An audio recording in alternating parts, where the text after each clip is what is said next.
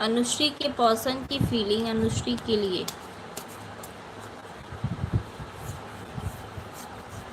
देखिए, जो जेन्युइन रहेंगे वो लाइव सेशन के एंड तक बने रहेंगे, और जिनको बस क्वेश्चन करना है, पूछना है, तो धीरे से निकल जाएंगे।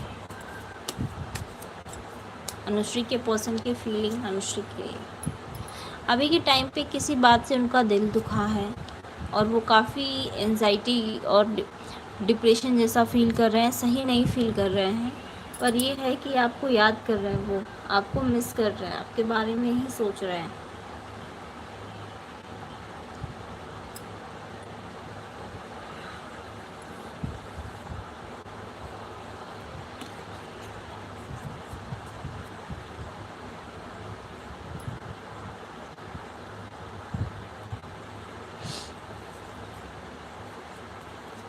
अर्चना का